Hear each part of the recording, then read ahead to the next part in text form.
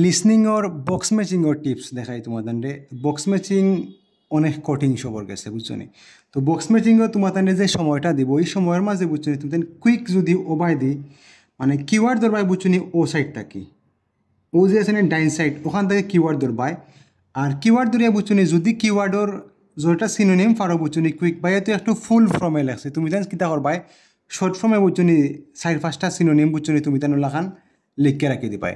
তো এগুলা তোর ভাই সম্পূর্ণ সিনোনিম দিয়ে উত্তর হয় আর ও যে কোয়েশন এগুলা তো সিরিয়ালি হইব না কিতা স্প্যানিশ মিউজিক এগুলা কিন্তু সিরিয়ালি হইব বুঝছো নি।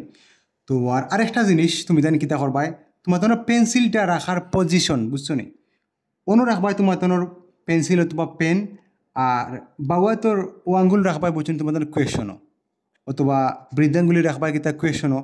তো ওলাখান যদি রাখো রাখকে তুমি তাইন ও বইয়ের পুরা বইয়ে দি চাই দেখো চাইন মানে আস্তা বই তোমার তানোর চকুত বাসেন না নি এটা ফিল মিলের বুঝছো নি।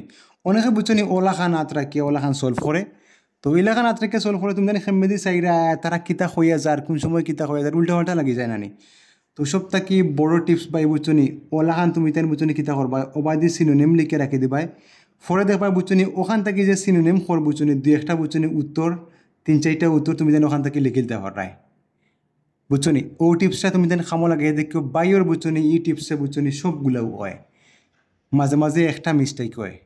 তো এখানে ধরো আছে কটা ফার্স্টটা মাঝে যদি 3টা হয়ে যায় বহুতটা বুঝছো নি। তো চাইবাই যে ফার্স্টটা মাঝে 4টা রাখতায়।